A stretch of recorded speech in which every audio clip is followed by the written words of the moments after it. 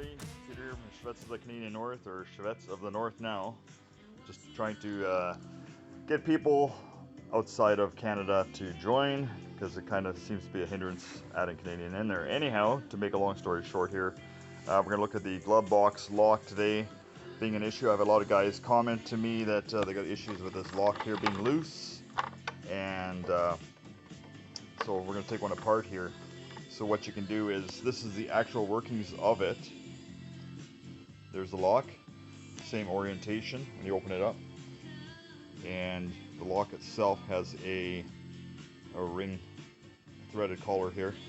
So the orientation is that little tab will be to the left when the lock part is up. That little guy here is going to be sitting like that. That'll be up, and this will be to the left, this little hook right here. And all that keeps this thing here together is right here. There's a little spring in the back here, and you're going to lift that up, and that lock will slide out. And then to get the collar off, you got to deep press a couple of tabs. I'm gonna move my hand here. So yeah, you're going to depress this part right here and slide the collar to the second part and depress the second piece right here, and then the collar will come off. Okay, so I took the time, I got the collar off, depressing one, depressing two as I slide it. So because this lock here is broken, the knob was gone on the end here. This one here is a no key. Doesn't matter what you got, but I found that once you're loose, if you start unscrewing this like a regular counterclockwise, you'll get that collar to pop off.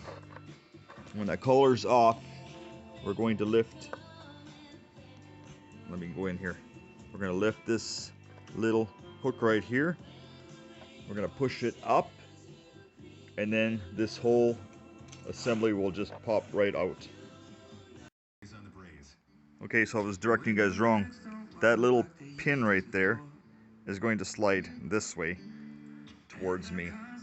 So right now it's got tension on it, so you're going to actually lift it all the way up, and then the lock just slides right out. Now that we have the lock off, you can see here, it comes right apart. That's only because I rotated it to get the collar apart, because the lock has a little slot right there. You can see the little tab sits in there, and when it's tight, when it's pulled tight, then it'll sit in position. So this part here is a hexagonal inside, so I just took a bolt here and I just ground each of the corners a little bit, and you have to find something that's going to fit, and got it to fit inside that hole. And you can weld a shaft on here with a T-handle if you want, and then you can make yourself a tool to screw that guy in. So there's that guy there. So I'm going to put just a vice grip on here, and I'm going to rotate and tighten that collar up. So okay, I tighten it up, and make sure that the lock part is straight 90 degrees vertical when you open this up, so it all orientates properly. So now I'm going to take my new lock without the key, and my orientation was that pin.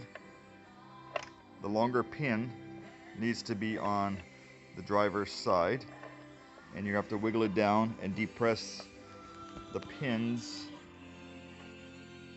Kind of hard to see, but you have to depress those pins again to get this back in. I'm going to stop here.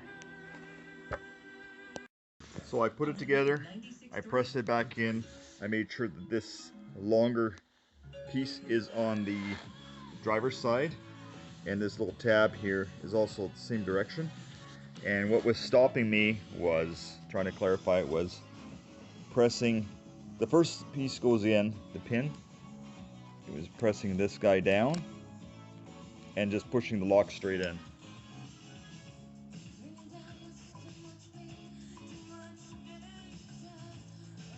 So there you go. I took one here that had a good one, and the one that I needed in this color, changed out the lock. So this is something you guys can do yourselves. Yeah, nice and tight again. No more flopping around. Tired of fighting with that thing. So, there you go. Fix your own. Okay, cheers everybody.